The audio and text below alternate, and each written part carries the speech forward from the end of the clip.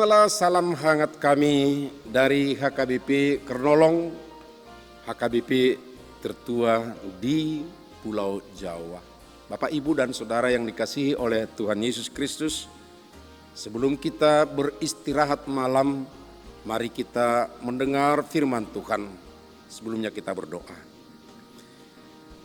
Ya Allah Bapa, saat kami mau beristirahat malam, sejenak Tuhan kami mau mendengar firman-Mu. Berfirmanlah di tengah-tengah kami, karena kami anak-anak-Mu akan mendengar. Dan biarlah Roh-Mu yang kudus menguduskan kami, menguatkan kami, sehingga firman-Mu boleh kami lakukan dalam kehidupan kami. Terima kasih, di dalam anak-Mu Yesus Kristus kami berdoa. Amin. Firman Tuhan bacaan pada malam hari ini sesuai dengan Almanak AKBP adalah dari Galatia 3 ayat 6 sampai 18. Dan yang menjadi pembimbing renungan kita dari ayat 13 sampai dengan 14. Kristus telah menebus kita dari kutuk hukum Taurat dengan jalan menjadi kutuk karena kita. Sebab ada tertulis, terkutuklah orang yang digantung pada kayu salib.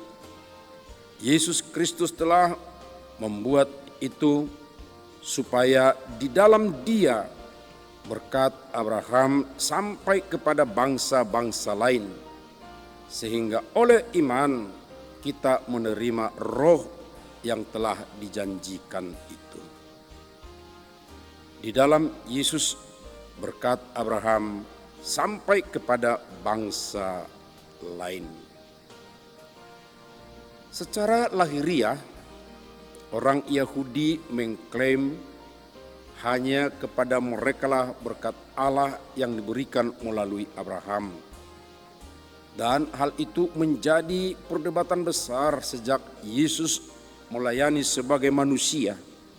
Demikian juga semasa para rasul ketika mengabarkan Injil ke seluruh dunia. Kalangan Yahudi mengklaim bahwa merekalah yang mewarisi berkat Abraham. Padahal mereka tidak setia kepada Tuhan yang memberikan berkat itu. Mereka menolak kehadiran dan keberadaan Yesus yang adalah Allah dalam inkarnasinya sebagai manusia. Mereka justru mengagungkan ketaatan atas hukum Taurat, padahal mereka sendiri, bahkan semua manusia, tidak ada yang seorang pun yang dapat melakukannya dari dirinya sendiri. Harus diingat, kata Rasul Paulus, bahwa Abraham di hadapan Tuhan diterima dan diberkati bukan karena kemampuan menaati hukum Taurat. Dia dibenarkan adalah karena imannya. Jadi setiap orang yang percaya dengan iman, seperti halnya Abraham, adalah anak-anak Abraham yang juga dibenarkan. Kedua, harus diingat bahwa hukum Taurat tidak diberikan untuk menyelamatkan orang berdosa. Sebaliknya, hukum Taurat diberikan untuk menyatakan keberdosaan manusia, karena tidak seorang pun mampu melakukan semua perintah hukum Taurat. Oleh karena itu, Kristus telah mati untuk menebus dosa manusia, supaya manusia dilepaskan dari kutuk hukum Taurat, dan kematian Kristus menjadi jalan bagi bangsa-bangsa non-Yahudi untuk dapat menerima keselamatan dengan cara beriman kepadanya. Namun menurut Paulus, apa yang dikerjakan oleh Tuhan Yesus di kayu salib, sebagaimana disebutkan dalam renungan malam ini, itu adalah untuk bangsa-bangsa lain juga. Tidak terbatas hanya kepada murid-muridnya yang 12 orang, maupun juga bukan hanya untuk muridnya yang 120 orang yang kita tahu berkumpul dan bertekun berdoa menantikan saat kenaikan Tuhan Yesus. Apa yang dikerjakan oleh Yesus di kayu salib, walaupun hal itu merupakan kutukan bagi orang Yahudi karena mati di kayu salib, tetapi hal itu adalah merupakan proses bagian penyelamatan manusia dari kematian kekal. Sebenarnya semasa pelayanan Yesus di dunia, hal itu sudah dia mulai, yaitu melalui keterbukaan anugerahnya kepada orang Samaria yang seringkali disingkirkan atau diabaikan oleh orang-orang Yahudi.